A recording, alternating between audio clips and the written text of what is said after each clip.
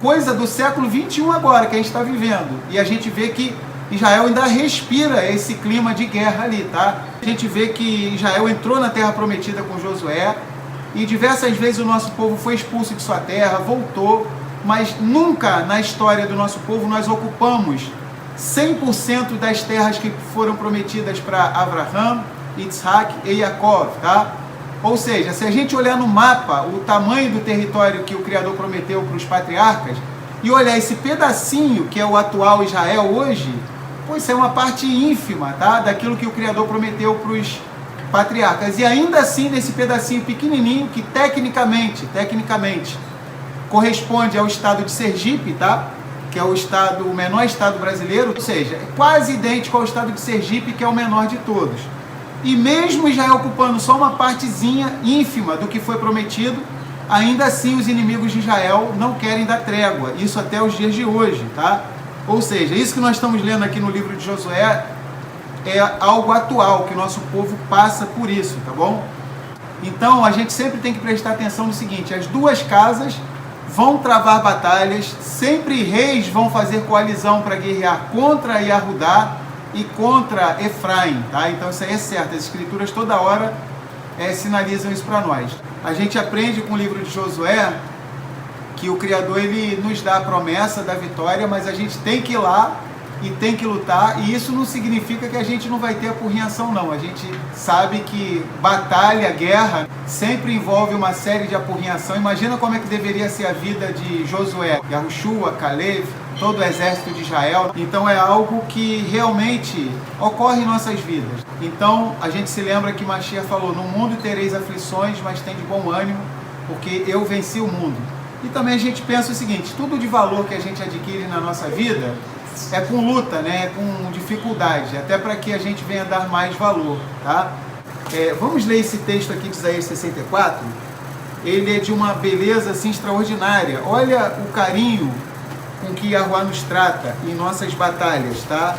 Olha os prodígios que ele faz em prol do seu povo, Israel. Olha só, Isaías 64, a partir do versículo 1. Ó, se tu abrisses os céus e descesses, tá? E o nosso Mashiach desceu, tá? Olha que coisa interessante. Ele já descia no Tanar, tá? Todas as batalhas que Israel travava, ele sempre foi o Malar Yahuwá, o mensageiro de Yahuwá. Ele é o próprio Eterno, ele é Yahuwá, tá?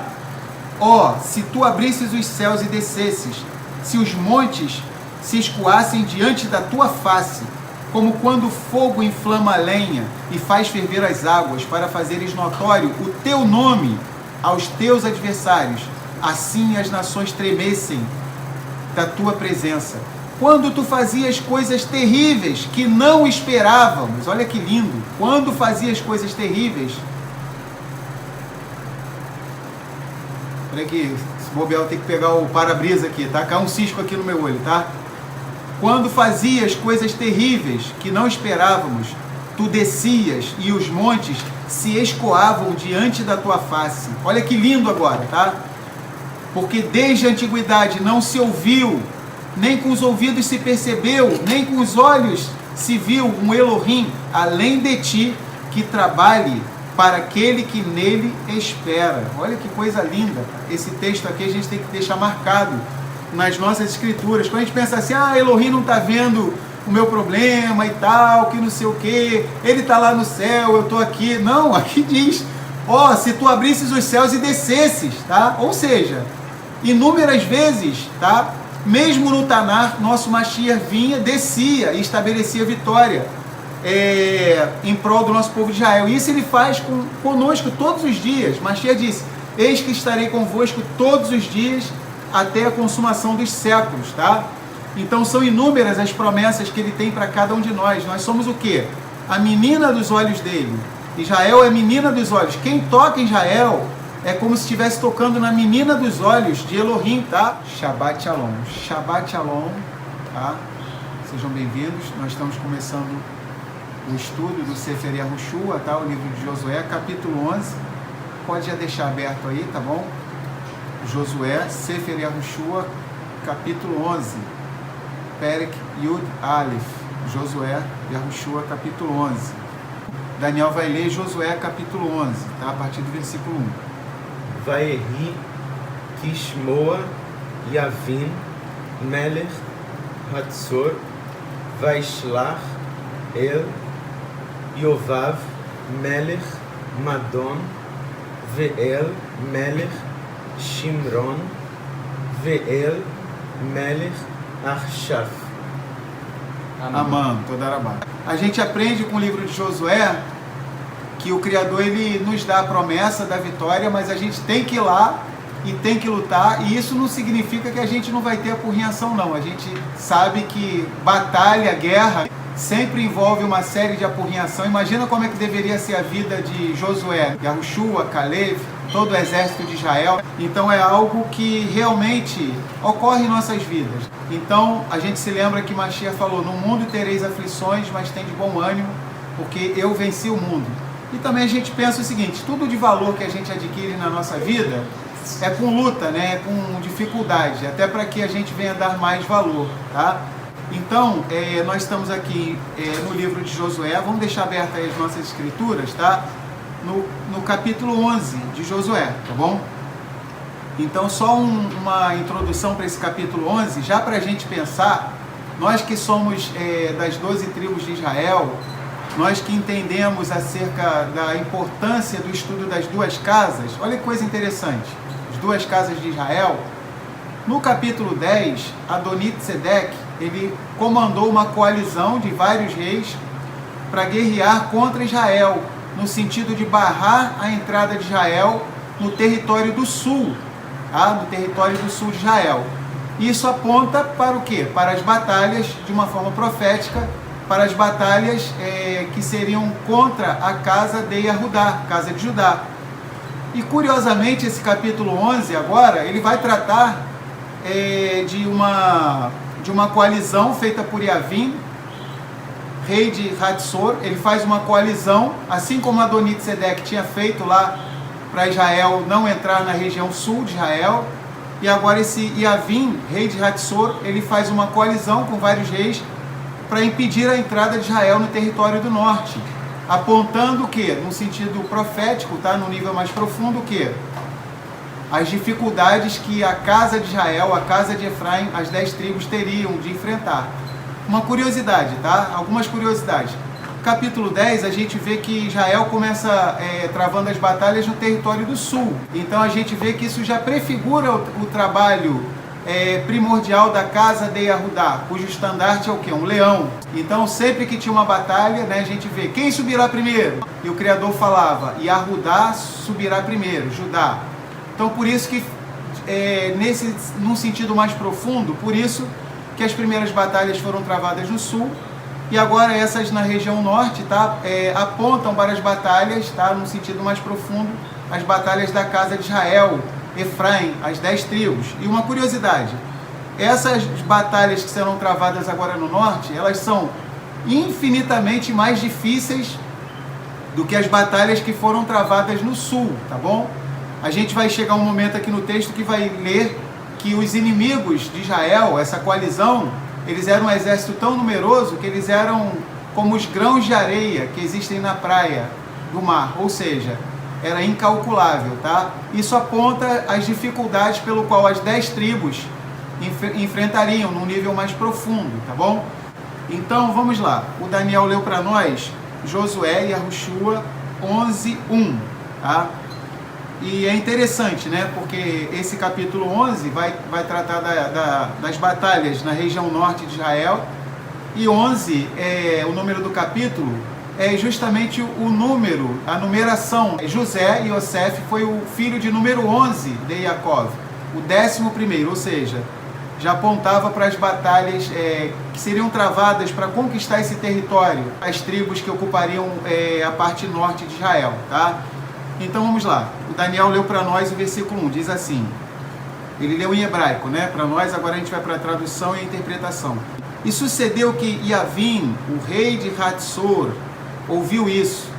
Enviou mensageiros a Yovav, rei de Madom, e ao rei de Shimron, e ao rei de Arshaf. Então Daniel leu esse versículo 1. Olha que coisa interessante, tá? No final do capítulo 10, a gente vê que Josué, com o exército de Israel, era uma máquina de fazer guerra, uma máquina imbatível.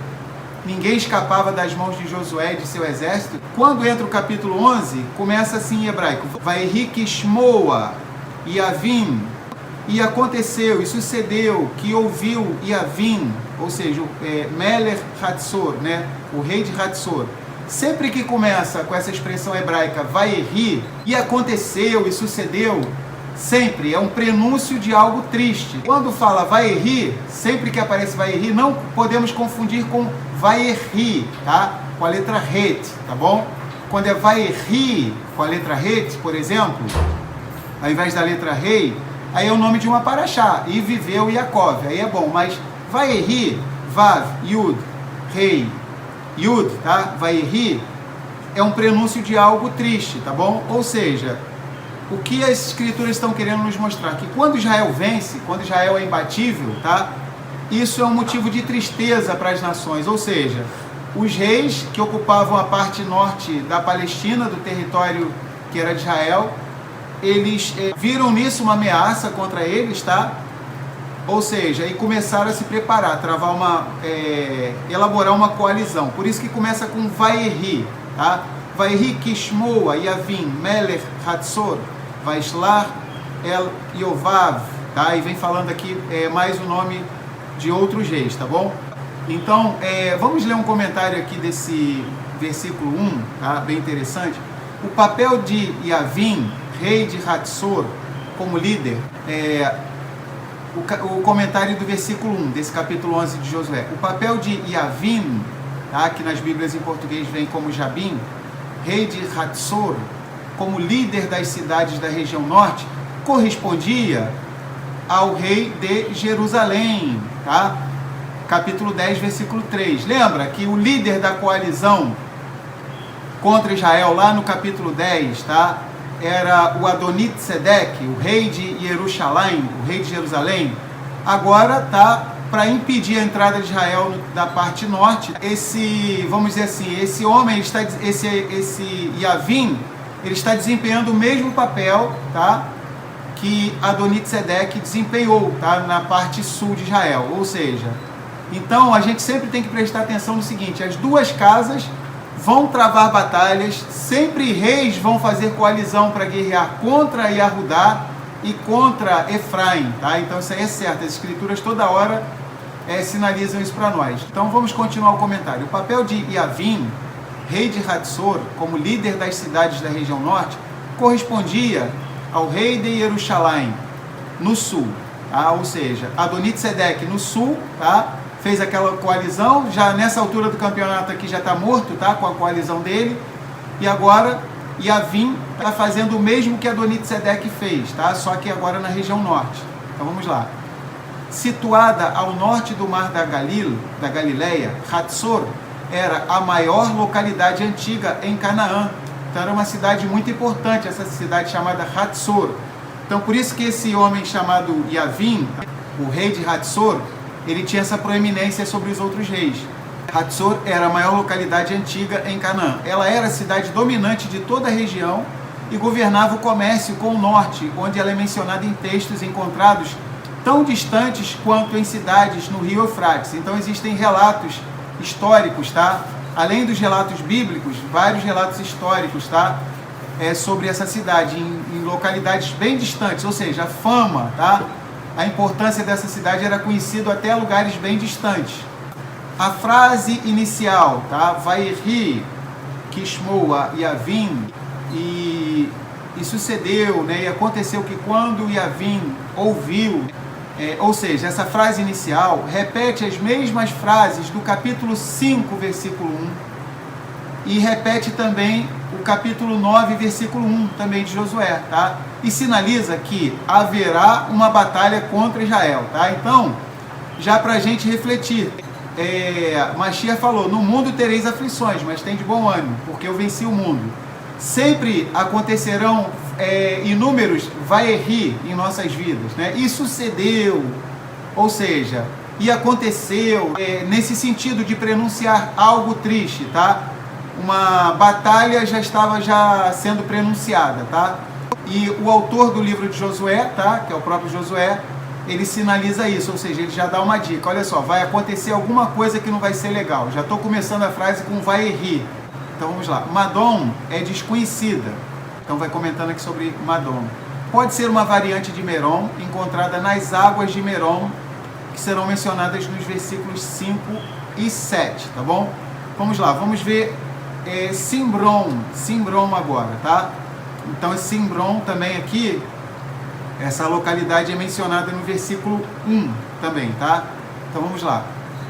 Atualmente se chama Tel Shimron. Então sempre que tem esse nome Tel na frente, Tel para nós aqui no Brasil é abreviatura de quê? De telefone. Mas Tel, né, é um termo já que significa que aquilo ali é um lugar de muitos achados arqueológicos, tá?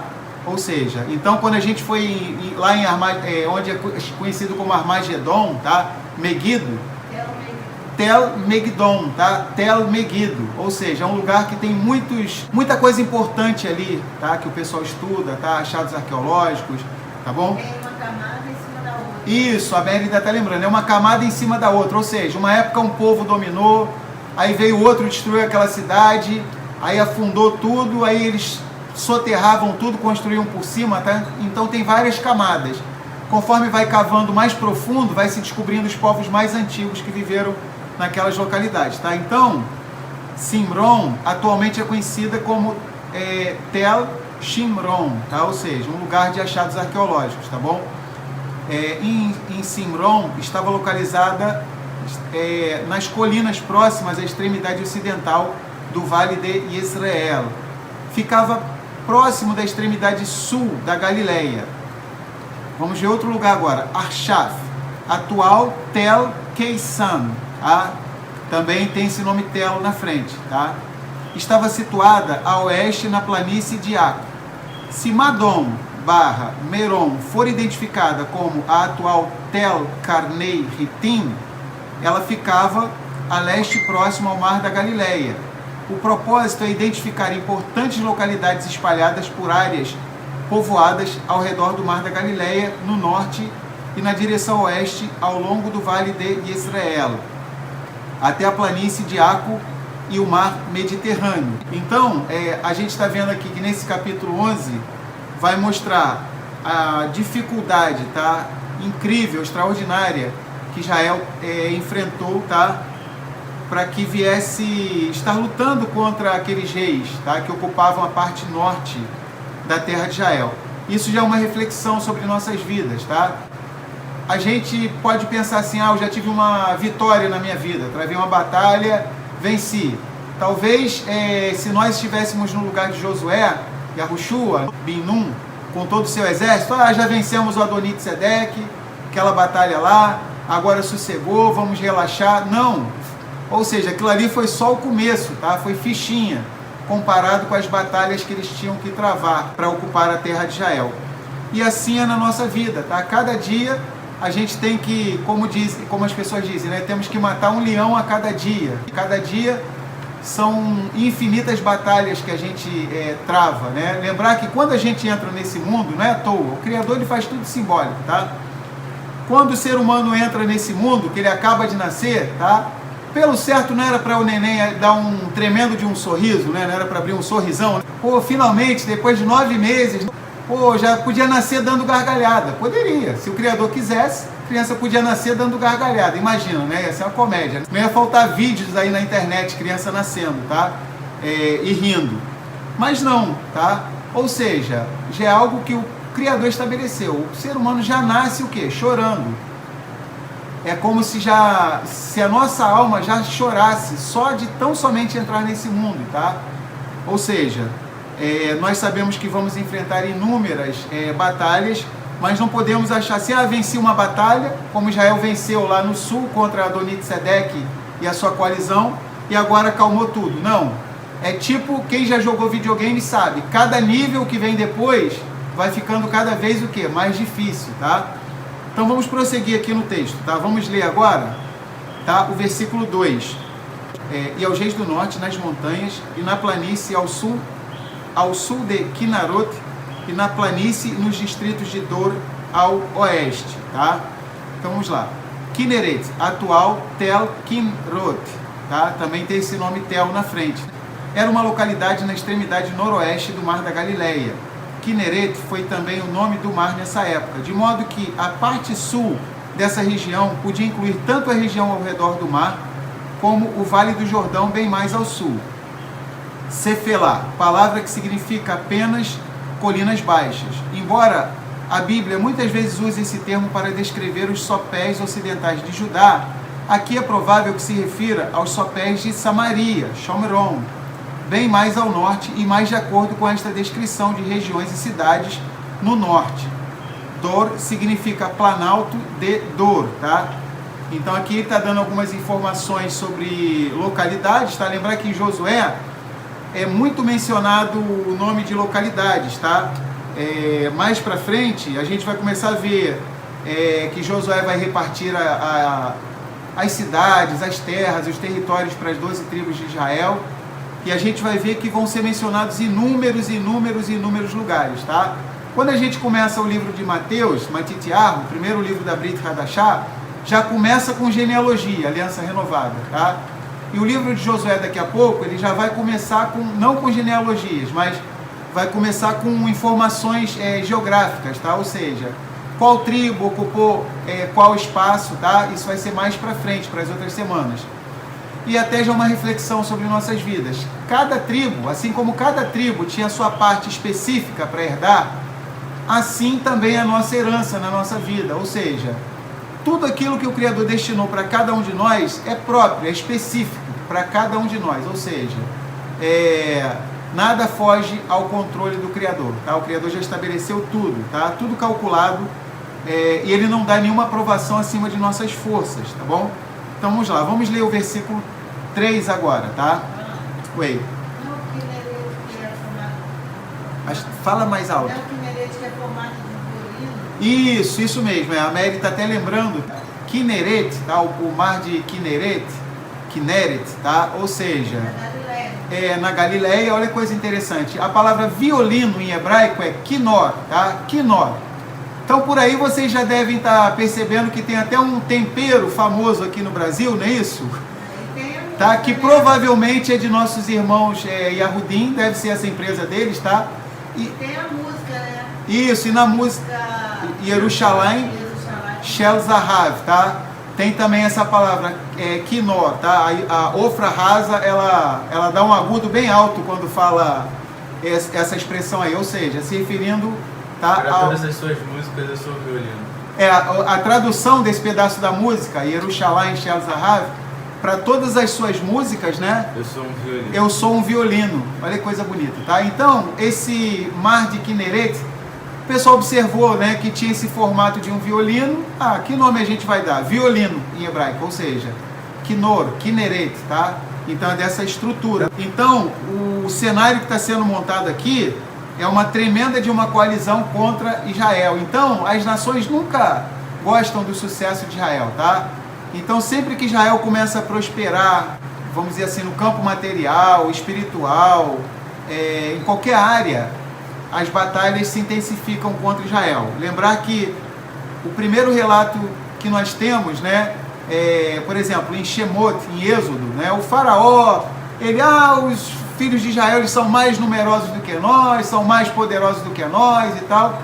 Começou uma perseguição sem causa, um ódio gratuito, Sinat Hinam, tá? Na verdade começou antes, contra os nossos antepassados, tá?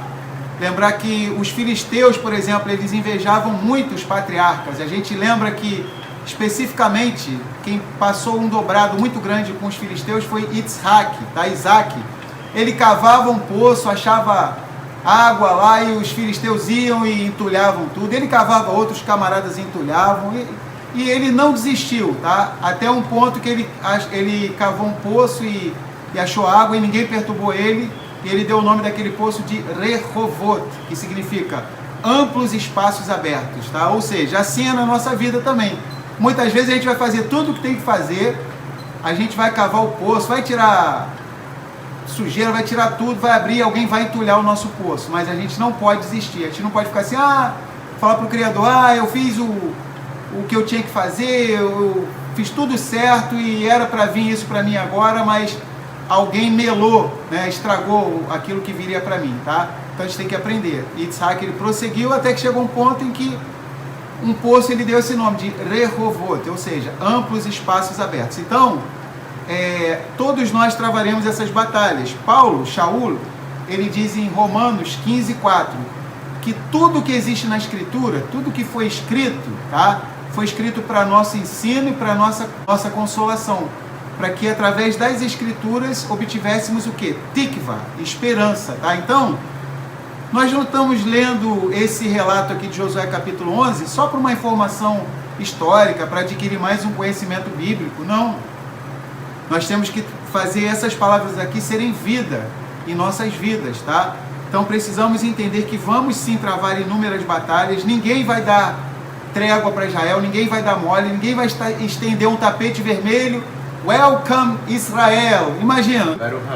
Baruch Rabá Israel, né? Uma bandinha lá tocando, né? Amamos Israel, sejam bem-vindos, né? Então não rolou nada disso, não teve bandinha, tá? Não teve tapete vermelho, não teve nada, né? Pelo contrário, eles fizeram uma coalizão. Assim será em nossas vidas, tá? Existe um relato, inclusive, de um irmão nosso, efraimita, tá? Efraimita, no meio cristão, que ele tinha um ministério de evangelista e ele pregava em diversas cidades, né? E travava batalha espiritual e tudo, e fazia um trabalho evangelístico muito grande em que milhares de pessoas se convertiam, e ele sempre enfrentava batalha espiritual, né? E ele entendia isso até como um indício de que ele estava no caminho certo. Olha que coisa interessante. Aí ele chegou numa cidade, é muito legal essa história, ele chegou numa determinada cidade e ninguém perseguiu ele, ninguém ofendeu ele, ninguém xingou ele, estava tudo tranquilo demais, Aí ele começou a fazer uma oração ao Criador, né? Ele achando até que estava errado, né? Ele fez uma oração, será que eu estou fazendo alguma coisa errada? Nem está sendo necessário travar nenhuma batalha, o adversário não está nem atacando a minha vida nem nada. Quando ele acabou de orar, um camarada tirou um tijolo, né? Pegou um tijolo e jogou e tirou um fininho da cabeça dele. Chegou ainda a pegar no cabelo dele, assim, de raspão. Quase atingiu ele. Aí quando ele viu que alguém tacou esse tijolo nele, né? Aí ele deu um sorriso, aí ele agradeceu ao Criador. Ele falou, agora eu sei que eu estou no caminho certo. Ou seja, está havendo uma batalha. Ou seja, se tivesse muito fácil demais, poderia ser um indício de que ele não estava no lugar correto e na hora correta, tá? Então, na verdade, quando nós vemos os adversários se levantando contra Israel, contra nós, aí existe até um indício, tá, de que nós estamos no caminho correto. O Brasil é um país que tem a cultura do futebol, tá? E o que acontece? Quando a gente vê um jogador, tá, que não dá, um atacante, um centroavante, um ponta-direita, que não dá trabalho para o time adversário, o técnico fala assim, não precisa ninguém marcar aquele camarada não, precisa marcar não, tá? Agora, imagina o técnico que vai enfrentar um time que tem o quê? Um Messi, um Cristiano Ronaldo, Neymar e por aí vai, tá? Então, os técnicos adversários devem ficar aterrorizados, ó. O time inteiro vai marcar esses caras aí, tá? Não dá bobeira não. Então, assim é na nossa vida. Se nós não estivermos recebendo essa marcação cerrada aí, pode ser um indício de que nós talvez estejamos até no lugar errado, tá? Então, é normal. Paulo, ele deixa isso bem claro em Efésios capítulo 6, do 10 até o 17, em que ele fala acerca da nossa luta contra os principados e as potestades nas regiões celestes, contra as hostes espirituais da maldade. E Paulo, Shaul, ele nos ensina a usarmos a armadura da rua, do Espírito, tá bom?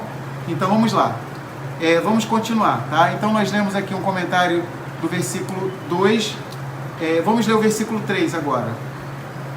Ao cananeu do leste e do oeste, ao Emoreu, ao Riteu, ao Perizeu e ao Jebuseu nas montanhas, e ao Riveu, ao pé do monte Hermon, na terra de Mitzpah. Inclusive, 3 anos atrás eu tive com a minha esposa lá em Israel. Nós estivemos no monte Hermon, tá? Que é um monte, segundo a tradição, foi lá que ocorreu a transfiguração do Mashiach, tá bom? Que é mencionado em Matitiahu, Mateus capítulo 17, em que apareceram Moshe e Eliarro, estavam ali o Mashiach, mas Kefa, Yaakov e Yohanan, Pedro, Tiago e João, tá? E quando a gente estava lá 3 anos atrás, a gente estava vendo, não sei se você lembra, Mary, a movimentação das forças aéreas de Israel naquela área ali. Lembra? A Mary lembra disso até hoje. Ou seja, a Força Aérea de Israel, eu não lembro se era helicóptero ou se era avião, tá? Tava fazendo um barulho ensurdecedor ali. É divisa com aqueles países inimigos ali de Israel, tá? Ou seja, fica na divisa. Então Israel não pode descansar um só momento. Ou seja, nós estamos em 2022, nós viajamos para Israel em 2019. Ou seja, é coisa do século 21 agora que a gente está vivendo. E a gente vê que Israel ainda respira esse clima de guerra ali, tá? Então, a gente vê que Israel entrou na Terra Prometida com Josué e diversas vezes o nosso povo foi expulso de sua terra, voltou, mas nunca na história do nosso povo nós ocupamos 100% das terras que foram prometidas para Abraham, Isaac e Yaakov, tá? Ou seja, se a gente olhar no mapa o tamanho do território que o Criador prometeu para os patriarcas e olhar esse pedacinho que é o atual Israel hoje, pois é uma parte ínfima, tá? Daquilo que o Criador prometeu para os patriarcas. E ainda assim, nesse pedacinho pequenininho, que tecnicamente corresponde ao estado de Sergipe, tá? Que é o menor estado brasileiro, tá? Quase idêntico ao estado de Sergipe, que é o menor de todos. E mesmo Israel ocupando só uma partezinha ínfima do que foi prometido, ainda assim os inimigos de Israel não querem dar trégua. Isso até os dias de hoje, tá? Ou seja, isso que nós estamos lendo aqui no livro de Josué é algo atual, que o nosso povo passa por isso, tá bom? Então vamos lá. Vamos ler aqui o comentário do versículo 3, tá? Os reveus estavam anteriormente associados a Givon, a Gibeão. Porém, aqui eles são encontrados bem ao norte, no sopé do monte Hermon. Os jebuseus, frequentemente associados a Jerusalém, se encontram mais geralmente localizados na região montanhosa.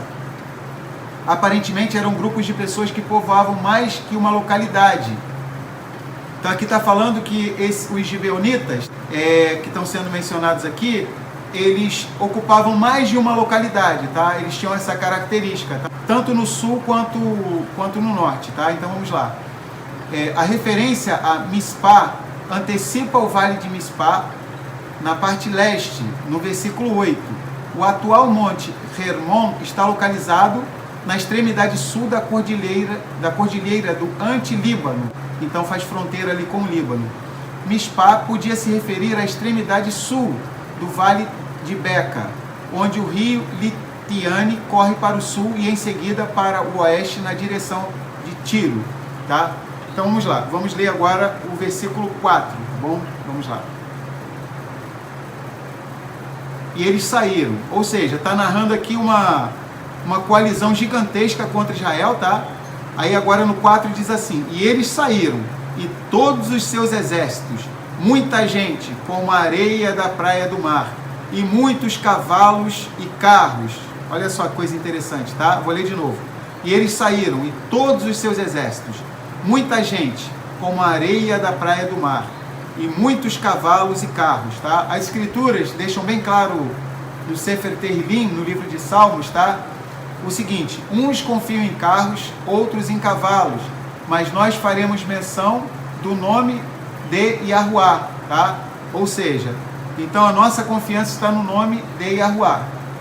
Então, eles estavam o quê? Confiando nas suas estratégias de guerra. Saíram com todos os seus exércitos, muita gente, como a areia da praia do mar, e muitos cavalos e carros, ou seja, era para exterminar Israel mesmo, né?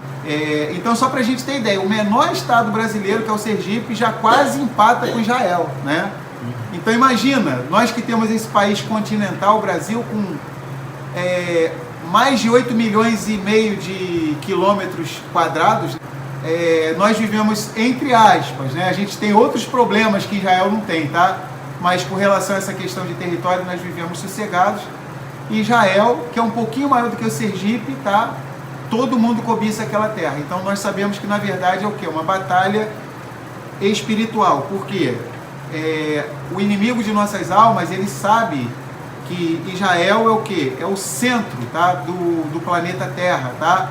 Jerusalém é o umbigo da terra. Tá? Então é uma questão pessoal, o adversário. Portal, né? Oi? É um portal, tá? Assim. Tem portal de lugar, tem portal dentro. Ah, isso que a Mary está falando é legal, né? Olha só. Existem vários portais. O portal de tipo de pessoas, tá? Que em Israel se comenta, é o povo de Israel. É um portal que conduz as pessoas para o Criador. É o povo de Israel, somos nós, tá? O portal temporal é o Shabat, tá? Olha que coisa interessante, é o Shabat. E o portal geográfico é Israel e especificamente Jerusalém, tá? Então existem esses diversos portais, tá bom? Vamos ler o comentário aqui, a gente leu o versículo 4, tá? E eles saíram e todos os seus exércitos, os seus acampamentos, Mahané, muita gente, como a areia da praia do mar, e muitos cavalos e carros. Eu acho que todos nós já passamos alguma batalha na nossa vida, já travamos, em que era impossível, tá? Que a nossa percepção é que as forças do adversário eram como, vamos dizer assim, como a areia da praia do mar, tá? Mas de uma forma misteriosa o Criador nos deu a vitória. Todos nós poderemos trazer à memória isso, tá? Porque Yahuwá é um Elohim vivo que opera a favor de todos nós, tá? Então vamos lá. A enorme quantidade de exércitos, tá? Eu estou lendo um comentário. A enorme quantidade de exércitos sugere uma força muito maior do que a da coalizão do sul. Como em Hatzor, no versículo 1, estas cidades tendiam a ser mais populosas do que aquelas mencionadas no capítulo 10. Por aí a gente vê que a batalha das 10 tribos já está sendo pronunciado aqui que é muito mais difícil a batalha da casa de Efraim, das 10 tribos, tá? Os cavalos e carruagens constituíam a mais sofisticada tecnologia disponível na guerra antiga, usados para carregar arqueiros pelo campo de batalha como uma plataforma móvel de tiro. Então, nos dias de hoje, tá? Esses cavalos e carruagens seria hoje comparado com aqueles tanques de guerra, né? Então, nós vamos ver que Israel, aqui na parte norte, vai passar uma dificuldade maior, ou seja, mais uma vez, Israel, né, para variar, né, assim como é em nossas vidas, mais uma vez Israel vai precisar da ajuda sobrenatural de Yahuwá Elohim, tá? Então vamos lá. Humanamente não tinha como Israel vencer, tá? Mas a gente tem que fazer a nossa parte, tá? A gente tem que se preparar. É um provérbio famoso que existe em Israel, não tem esse texto na Bíblia, tá? Mas é um provérbio muito famoso em Israel. Mova-se na terra que eu me moverei nos céus, tá? É como se o Criador dissesse isso, tá? Existe esse provérbio lá em Israel. Vamos lá. Vamos ler o versículo 5 agora. Então, só para a gente entender, nessa época aqui, o exército inimigo de Israel, ele tinha a tecnologia mais moderna disponível naquela época. Vamos ler o versículo 5 agora. Todos estes reis se juntaram e vieram e acamparam juntos, próximo às águas de Merom, para guerrear contra Israel, porque eles precisavam de lugares com águas. Por quê? Muitos cavalos, tá? Inumerável a quantidade de cavalo, tá? E o cavalo é um bichinho que bebe bastante água, tá? Não tanto igual o camelo, né? Eu acho que não bebe tanto igual o camelo, mas mesmo assim, muito mais do que um ser humano. Então não ia ter como ter água suficiente tanto para os soldados como para esses cavalos, principalmente. Por isso eles ficaram e acamparam próximo às águas de Merom, para guerrear contra Israel. Quando a gente vê esses filmes antigos aí, a gente vê que sempre tinha esse estratagema de guerra, né? A gente vai ver filmes sobre aquela série Vikings, né? Os Vikings. Então eles tem sempre alguma coisa a ver com água, localidade de água ali, para ter como ter uma subsistência ali e tal, tá? E esses reis ficaram ali, tá bom? Então vamos lá. Vamos ler aqui o comentário do versículo 5. Embora haja uma localidade conhecida como Merom, na Galiléia de cima, a sua localização a torna improvável como local estratégico para uma batalha. A atual Tel Karni Hatim, tá? Mais um lugar que tem esse nome Tel na frente. Próxima ao Cornos de Hatim, uma localidade famosa por causa das batalhas dos cruzados, parece mais apropriada como a identificação de Merom. Só um detalhe, tá? No livro de Josué, quando a gente começou a estudar, logo no início, nos primeiros dias de estudo de Josué, esse Sefer Yahushua, nós comentamos que não são todos os lugares que foram identificados, tá? Ou seja, muitos lugares até hoje que são mencionados aqui em Josué, ninguém sabe, tá? Agora, muitos foram já identificados, outros são suposições, tá bom? Então vamos lá. Ela estava situada nas colinas a oeste do Mar da Galileia e servia como local estratégico de domínio para o comércio e para exércitos que vinham da Síria para o sul e para aqueles que vinham para o leste desde a região costeira e da planície de Israel. O plano desses exércitos de lutar contra Israel sugere que, na sequência, haveria uma guerra defensiva para Israel. Olha que coisa interessantíssima aqui que o comentarista fala, tá? Essa coalizão toda, pela retórica, a gente imagina que Israel teria que ter um posicionamento o quê? Defensivo, né? Pela retórica, ou seja, eles são incalculáveis como os grãos de areia da praia do mar, tá? Então a gente imagina que Israel vai fazer, muitos pudessem imaginar que Israel ia fazer o quê? Iria se encolher e que fosse ficar esperando ser atacado, tá? Mas na verdade, olha que coisa bonita, não é esse procedimento que a gente aprende nas escrituras, tá? Inclusive as forças de defesa de Israel, o IDF, qualquer serviço de defesa de Israel, tá? Seja a polícia, seja o exército, seja o que for, eles agem já de uma forma proativa. Pô, se eu sei que o meu inimigo vai me atacar, para que eu vou ficar na autocomiseração e ficar esperando ele me atacar? Por que não fazer algo inesperado, tá? Então a gente vai ver que essa é a estratégia do nosso povo de Israel hoje, tá? No século 21, em 2022. Por quê? A gente percebe que isso é um padrão bíblico, tá? É um padrão bíblico. Claro, volta e meia o Criador pode, ele é soberano, ele pode dar uma outra estratégia. Ele é Yahuwah Tsevaot, é Yahuwah dos exércitos. Mas via de regra, tá? Via de regra, se a gente sabe que vai ser atacado, a gente pode já fazer um ataque surpresa, tá bom? Então vamos lá. Então eles estavam imaginando, tá, que Israel ia ficar encolhido. Uma coisa interessante em Tiago, Yaakov, tá, no capítulo 1, a tradução é muito ruim, diz assim: bem-aventurado o homem que suporta a provação, porque depois de provado receberá a coroa da vida que Yahuwah prometeu àqueles que o amam. Essa tradução, bem-aventurado o homem que suporta, parece que é um homem que está o quê? Na defensiva. Olha que bonito que o irmão do Mashiach está nos ensinando, Yaakov, tá? Tiago, o justo, tá? A tradução correta, tá? Bem-aventurado o homem que se levanta em meio à provação. Olha que coisa bonita, ficou totalmente diferente, ou seja, ele não está naquela autocomiseração, eu serei atacado, vou ficar aqui me defendendo só, tá?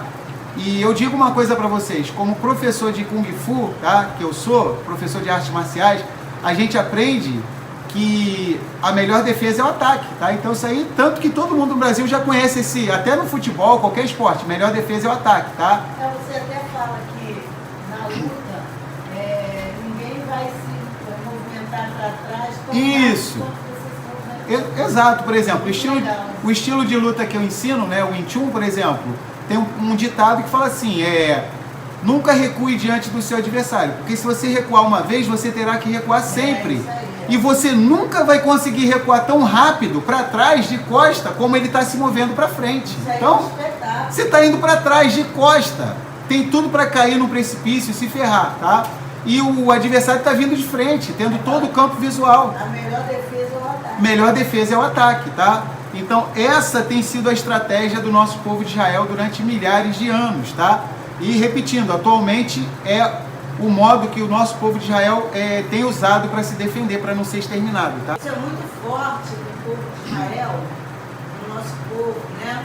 Porque dentro do entendimento assim da igreja, né? Tem um entendimento um pouco refém da vida, do mundo, dos ataques, né? Tipo, ele sabe, é assim mesmo, é com luta, as pessoas meio que se conformam, meio que aceitam e meio que vivem assim numa área assim, como se diz, se acostuma com certas situações.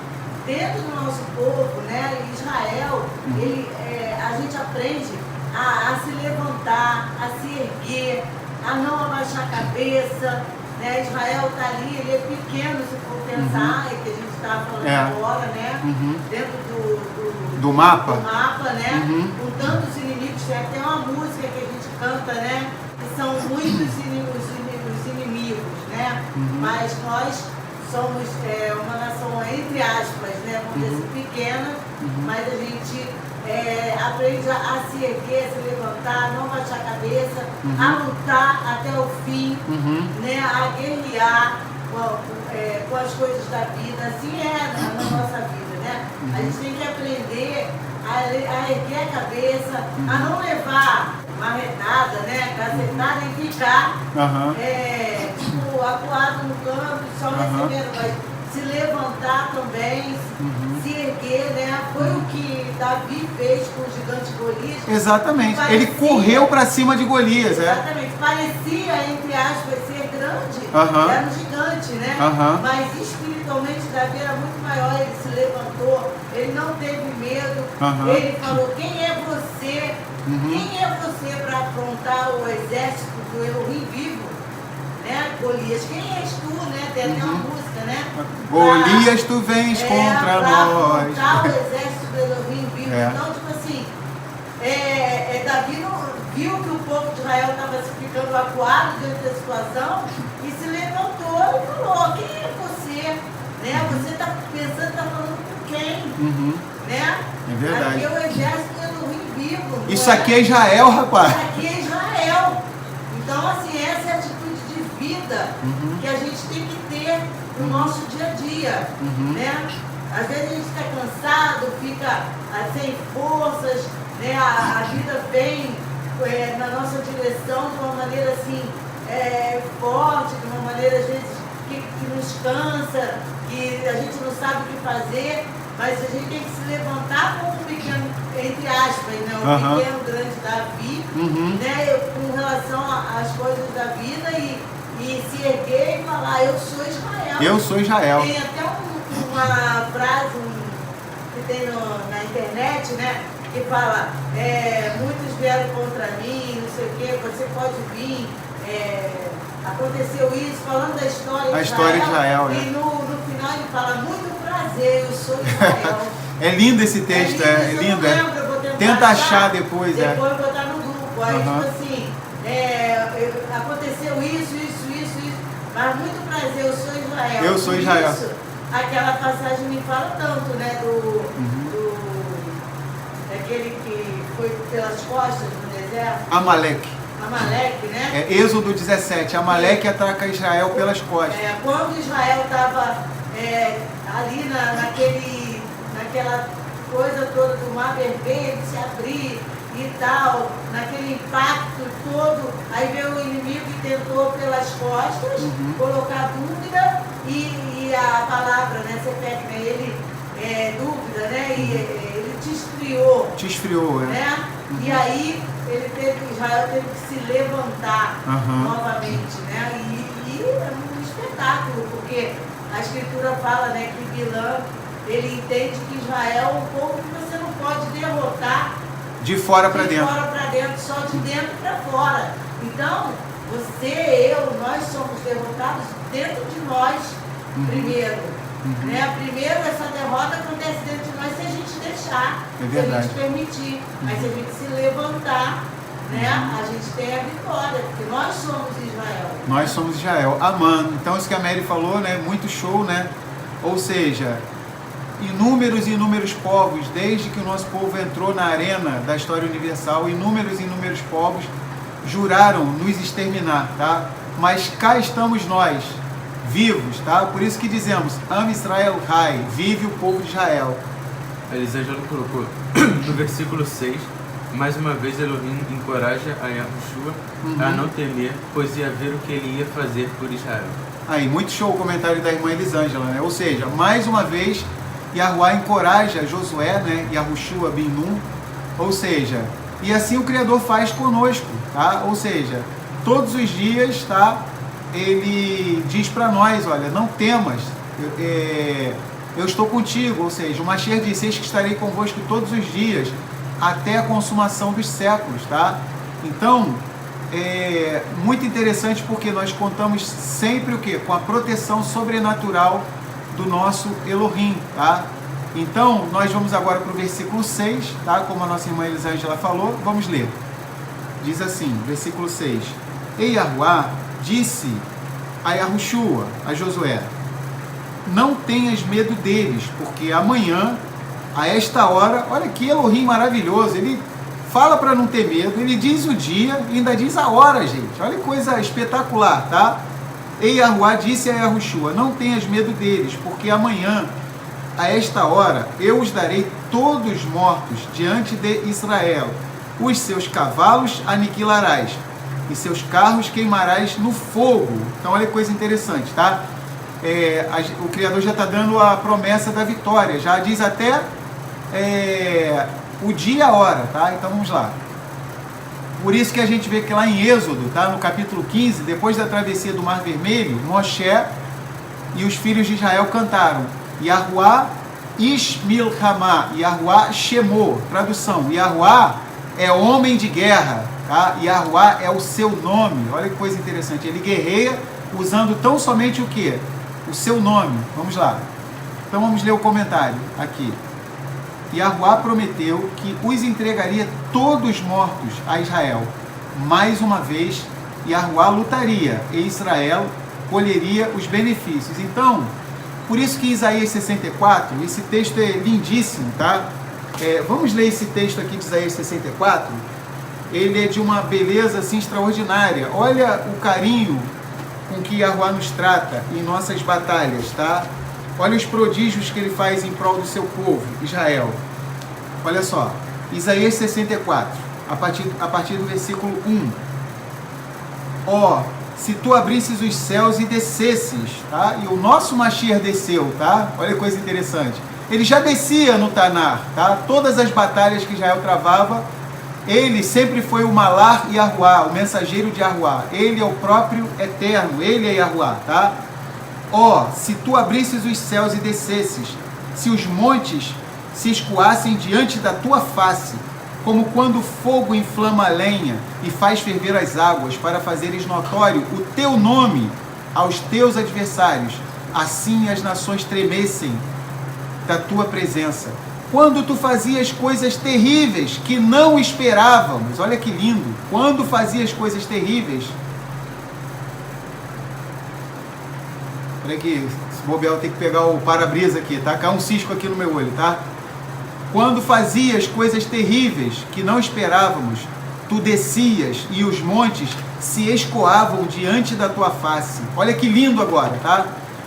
Porque desde a antiguidade não se ouviu, nem com os ouvidos se percebeu, nem com os olhos se viu um Elohim além de ti que trabalhe para aquele que nele espera. Olha que coisa linda. Esse texto aqui a gente tem que deixar marcado nas nossas escrituras. Quando a gente pensa assim, Elohim não está vendo o meu problema e tal, que não sei o que, ele está lá no céu, eu estou aqui. Não, aqui diz, ó, se tu abrisses os céus e descesses, tá? Ou seja, inúmeras vezes, tá? Mesmo no Tanar, nosso Mashiach vinha, descia e estabelecia vitória em prol do nosso povo de Israel. Isso ele faz conosco todos os dias. Mashiach disse, eis que estarei convosco todos os dias até a consumação dos séculos, tá? Então são inúmeras as promessas que ele tem para cada um de nós. Nós somos o quê? A menina dos olhos dele. Israel é a menina dos olhos. Quem toca em Israel é como se estivesse tocando na menina dos olhos de Elohim, tá? Faça uma experiência, tá?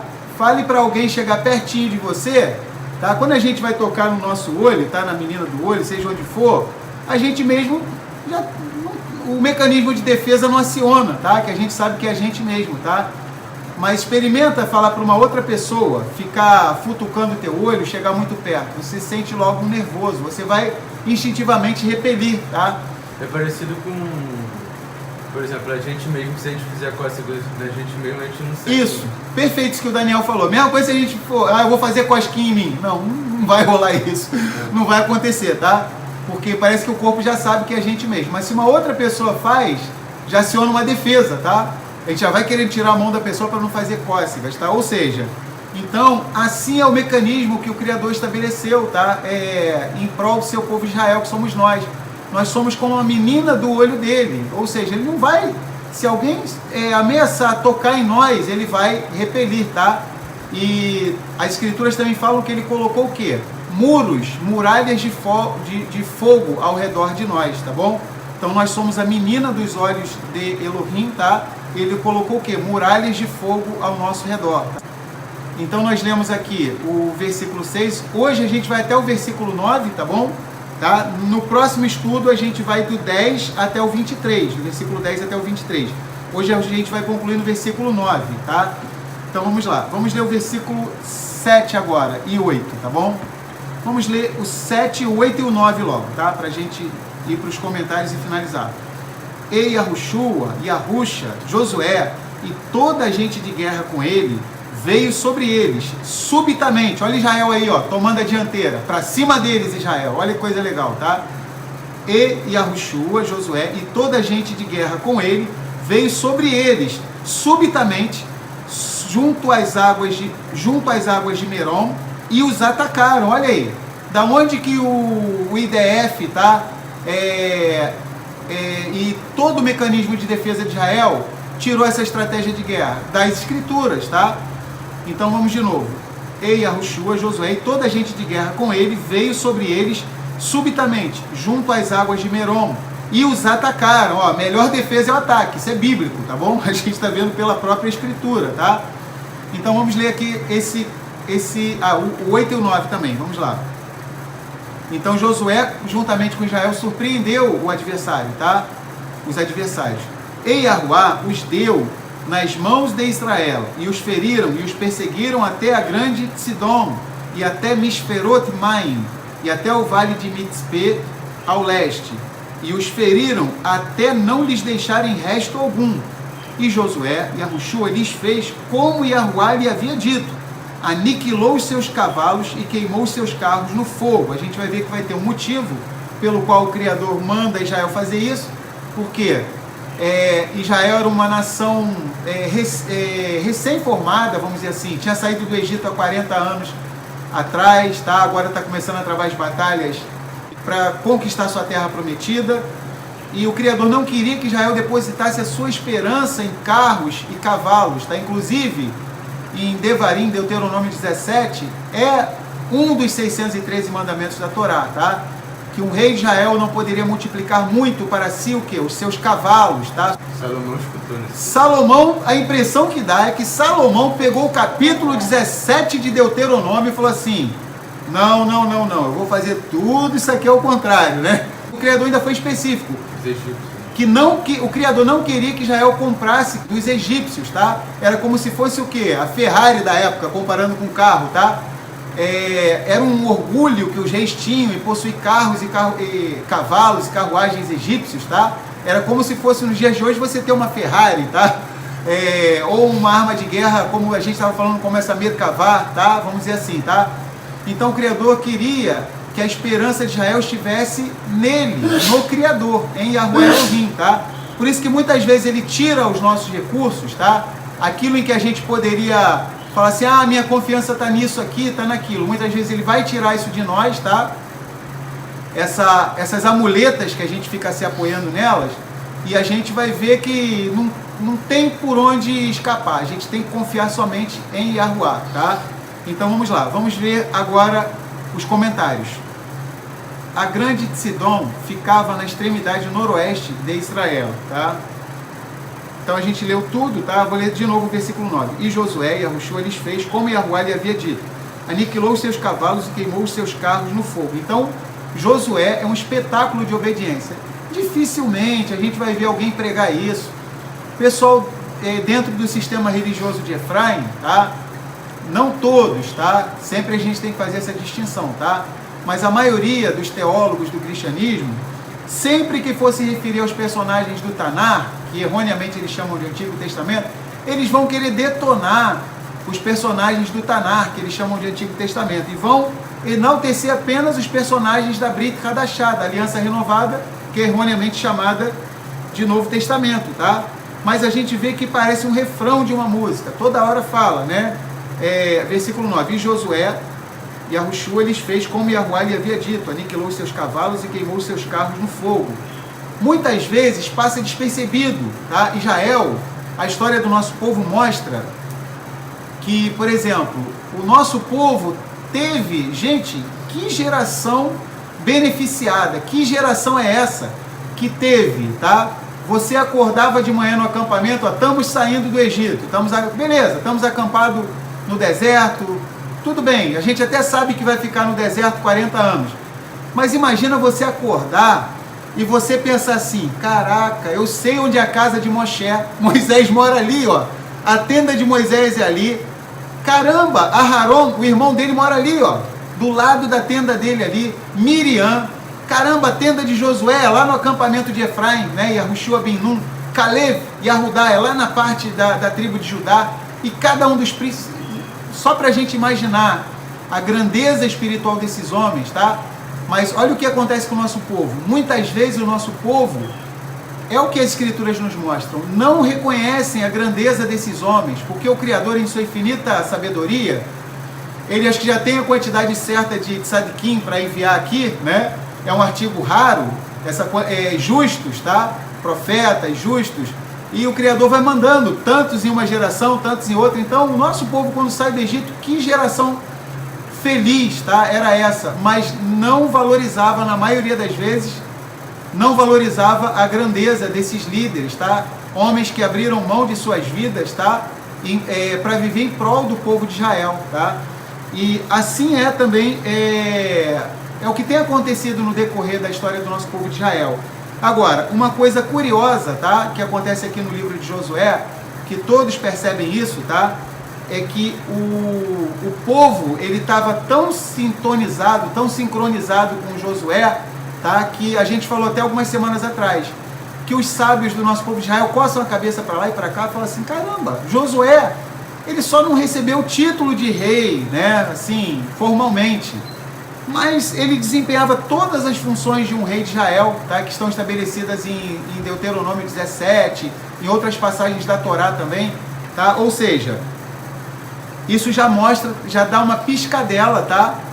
Num nível mais profundo, tá? Acerca da figura do nosso Messias, que tem o mesmo nome de Josué, Yahushua HaMashiach, tá? Ou seja, Yahushua hoje, oficialmente, não tem o título de rei por todas as 12 tribos de Israel, tá? A gente sabe que a casa de Judá, em sua grande maioria, ainda não reconhece Yahushua como rei, mas ainda assim ele desempenha as funções de um rei, tá? É ele que faz Israel entrar e sair, tanto o reino do sul quanto o reino do norte, tá? A própria casa de Efraim, tá? Que reconheceu mais a primeira vinda do Mashiach, nem todos também reconhecem que ele é o Mashiach. Muitos vivem numa vida de pecado, tá? Mas nem por isso ele deixa de desempenhar as funções dele de rei, tá? E a gente vê aqui que o povo, ele está assim, sintonizado com Josué, muito mais até do que ele havia estado com Moshe e Aharon, tá? Então todos percebem isso. No fim das contas, o nosso povo foi muito mais obediente a Josué do que ao próprio Moisés e a Arão, tá? Então vamos lá, vamos prosseguir aqui.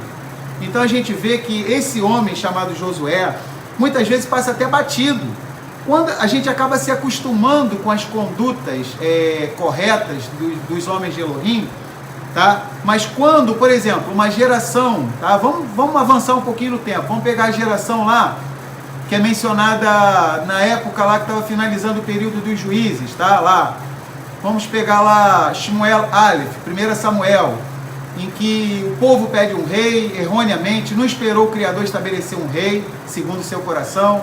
O povo pede um rei, o Criador, por misericórdia, estabelece Shaul, da tribo de Binyamin, mas só que Shaul, né, Saul, ele deixava muito a desejar, tá? Ou seja, então a gente vê que uma geração que tem um rei, assim, meio bipolar, meio inconstante, como o rei Saul, tá? É uma geração que passa um sofrimento grande, tá? Um dobrado com um rei assim, tá? O que acontece? Então uma geração dessa, quando recebe, por exemplo, quando morre o rei Shaul, que entra Meler David, o rei Davi, o que acontece? A sensação de bem-estar é muito grande. Poxa, o povo estava vivendo debaixo do reinado de Shaul, tá? Que não era um rei correto. E quando se assenta no trono de Israel um homem segundo o coração de Elohim como Davi, então aí que o povo sente, tá? Como faz diferença um homem obedecer a Elohim ou não, tá? Então aqui, muitas vezes, até pelos teólogos passa batido isso, tá? E Josué lhes fez como Yahuwá lhe havia dito, aniquilou os seus cavalos e queimou os seus carros no fogo, tá? Ou seja, a gente lembra, por que eu estou falando de Saul? Lá em 1 Samuel, a gente vê que Samuel deu uma ordem específica, tá? Para Saul, que ele não poderia tomar do anátema, tá? Contra os amalequitas. Aquele povo que a Rosemary mencionou, que atacou Israel pelas costas, lá em Êxodo 17. E lá, vários séculos mais para frente, em 1 Samuel, era a chance, tá? De exterminar os amalequitas, tá? Vamos dizer assim. E o rei Shaul, ele desobedece, ele, ao invés de matar o rei de Amaleque, tá? Que era o rei Agag, ele traz ele com vida. E ainda o Criador tinha falado para não pegar o despojo, ele ainda traz o despojo, tá? E ainda diz que estava fazendo isso para oferecer em honra do Criador, tá? E aí que surgiu aquele versículo, Samuel falou para ele, acaso Yahuwá tem tanto prazer em sacrifícios como em que se obedeça a sua voz? Tá? Obedecer a sua voz é melhor do que sacrificar, tá? A rebelião, o pecado da rebelião é como a feitiçaria, Samuel falou para o rei Saul, tá? Então, quando o nosso povo tem um rei, assim como o rei Saul, aí valoriza um rei justo que vem depois, como foi o caso de Davi, tá? Então aqui a gente vê que os teólogos aqui já tem esse padrão de Moisés aqui e Arão, que eram corretos, mas eles também não gostam de comentar muito sobre isso, e vem Josué fazendo tudo, obedecendo ao Criador, tá? E muitas vezes passa batido, mas olha que coisa interessante. Quase 100% de certeza que se fosse o rei Saul aqui no lugar de Josué, peraí, Yahuwá mandou aniquilar os cavalos, jarretar significa inutilizar, tinha que dar um corte na perna deles, tá? do cavalo, na articulação deles, que impossibilitava eles de participarem de outras batalhas. Pô, mas por que o Criador mandou fazer isso? Imagina, uns cavalos bonitos, grandes, puro sangue, de guerra, aqueles cavalos tudo com pedigree, imagina, lindíssimos, tá? A gente sabe hoje em dia que eu já tive amigos que já serviram em quartel, tá?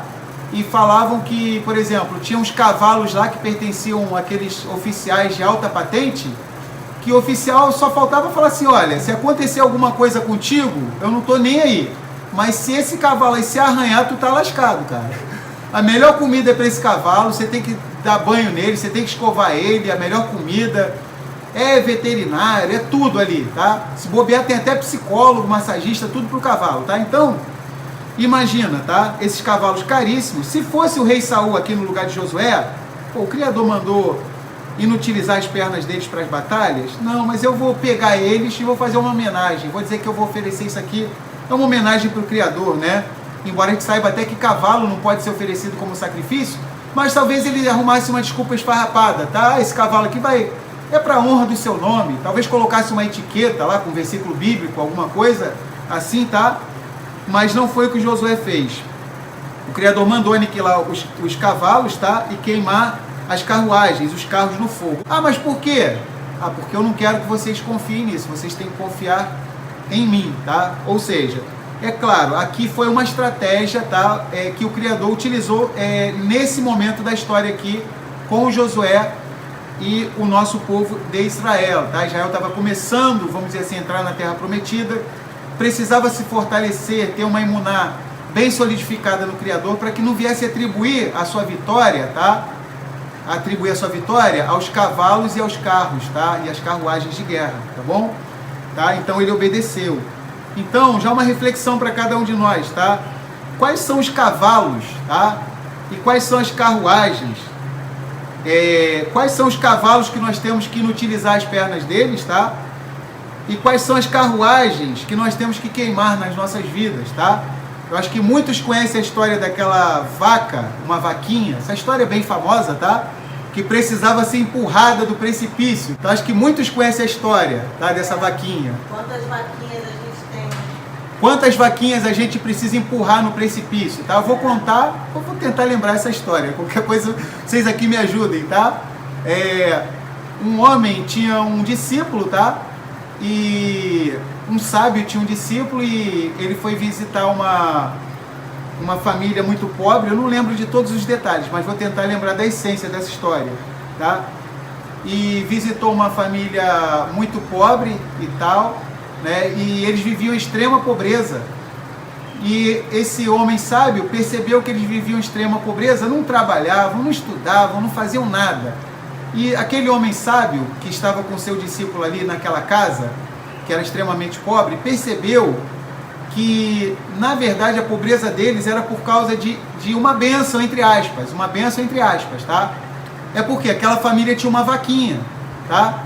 Aí esse homem sábio tentou conversar com eles: poxa, por que não bota as crianças para estudar?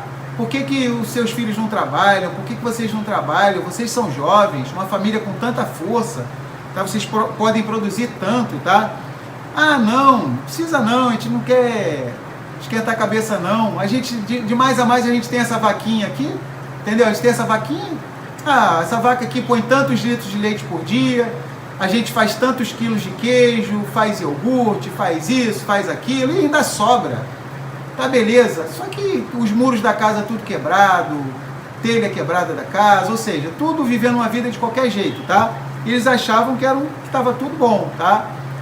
E um dia, aquele homem foi percebendo que aquela vaquinha era a causa da ruína daquela família. Ou seja, já uma reflexão. Na nossa vida, tem vaquinhas, como aqui no livro de Josué, tem cavalos, tá? Tem carros que precisam ser destruídos na nossa vida, tá? Ou seja, então aquele homem sábio se levantou bem cedo e chamou aquele discípulo dele e falou: olha, vamos ajudar essa família, tá? Vamos pegar essa vaquinha e vamos levar ela daqui. O discípulo: mas o que o senhor está fazendo, mestre? Não, depois eu te explico. Aí pegou: vamos sair daqui dessa casa com essa vaquinha. O discípulo achou que o mestre estava roubando a vaquinha, falou: não estou roubando não. Saiu assim de perto da casa daquela família, aí levou para uma montanha bem alta e mostrou um precipício assim, e falou para o discípulo dele: agora empurra essa vaquinha lá embaixo. Aí o discípulo: não, de maneira nenhuma. Como é que o senhor pode fazer uma coisa dessa? O senhor é um homem sábio, o senhor é meu mestre mandando eu acabar com a fonte de sobrevivência daquela família. Aí o mestre falou: empurra. Aí ele: não, de jeito nenhum. O mestre falou: olha, você empurra ou você não é mais meu discípulo. Aí ele foi e obedeceu com o coração partido, empurrou aquela vaquinha lá no precipício, tá? E eles foram embora daquela cidade. E o discípulo ficou vários anos com aquilo entalado na garganta dele, né? Ficou achando que o mestre dele era injusto, tá? Mas por obediência continuou aprendendo com o mestre dele. Passados vários anos, aquele mestre falou assim: vamos voltar naquela cidade lá, que a gente empurrou aquela vaquinha. Aí o discípulo: o senhor ainda tem coragem, mestre, com todo respeito, de querer voltar naquela cidade? A gente vai ser linchado. Quando a gente entrar lá, eles vão querer bater na gente. Isso se eles estiverem vivos, se eles não tiverem morrido de fome. A consciência do senhor não dói não, mestre? Me perdoe, mas eu preciso falar. A mestre: não, fica calmo, vamos lá. Foi lá, aí chegou no mesmo endereço. Aí quando chegou no mesmo endereço, ao invés daquela casa caindo aos pedaços, poxa, era uma mansão, uma casa lindíssima, tá? Uma casa lindíssima. E o discípulo falou: tá vendo? Eles devem ter morrido, alguém comprou esse terreno aqui, eles devem ter vendido, viveram na mendigaria e devem estar mortos já, ou até saíram dessa cidade. Se tiverem vivos, saíram daqui e estão mendigando. Aí o mestre: não, vamos chamar aqui. Chamou. Aí daqui a pouco vem um funcionário, né? Funcionário para atender no portão, né? E aí o mestre, aquele discípulo, falou assim: chama o fulano de tal.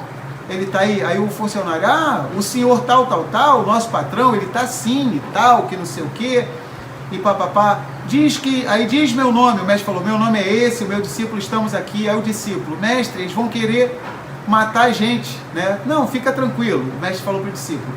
Aí aquele funcionário foi lá, chamou aquela família toda, eles vieram, se abraçaram com aquele mestre, choraram, né? Abraçaram o discípulo, e o discípulo não entendeu nada. O que está acontecendo aqui?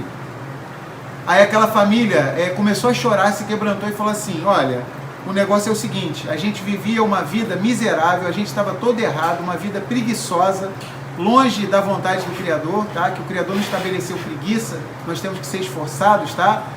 E desde aquele dia que o Senhor veio aqui, a maior bênção que podia ter acontecido na nossa vida aconteceu. A gente não sabe como, que circunstância, o que aconteceu com aquela nossa vaquinha. O fato é que ela sumiu, aquela nossa vaquinha.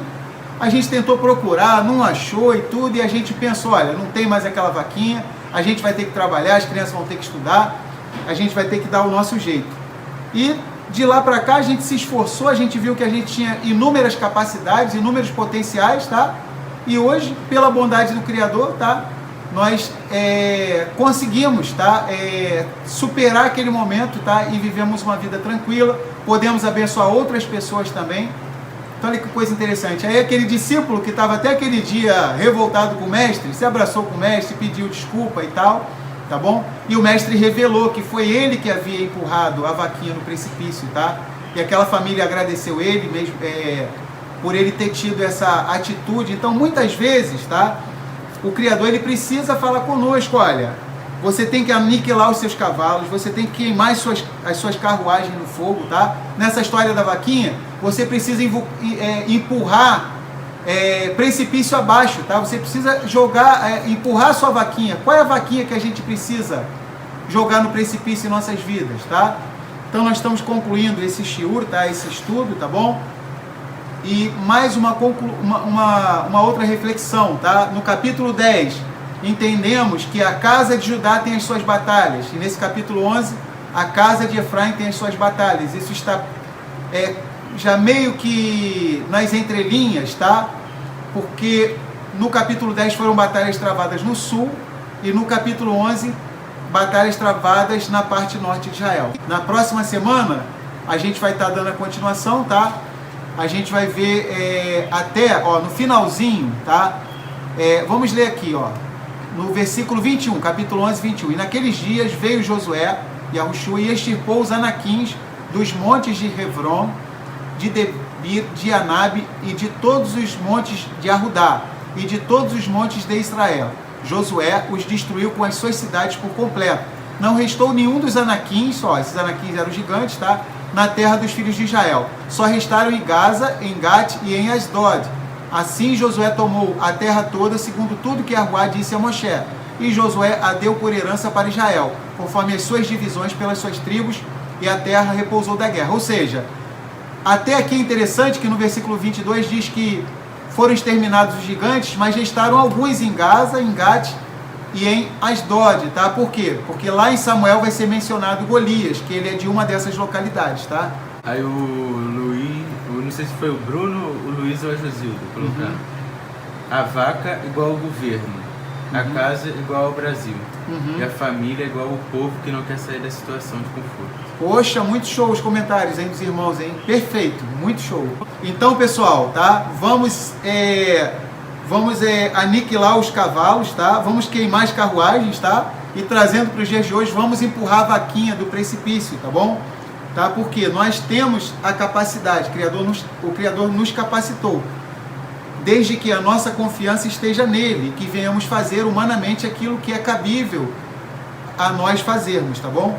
Então, pessoal, nós louvamos a Yahuá pela vida de cada um de vocês, tá bom? A gente agradece a presença de todos vocês. Na semana que vem, tá? Se vivermos e Elohim assim permitir, tá? Estaremos juntos e faremos o estudo da Parashá, tá bom? O resumo da Parashá e a continuação do capítulo 11 do Sefer Yahushua, tá? Pra gente fechar esse capítulo 11 do livro de Josué, tá bom? Tá? Então, desde já, um Shabbat Shalom para vocês, tá? E uma Shavua Tov antecipada.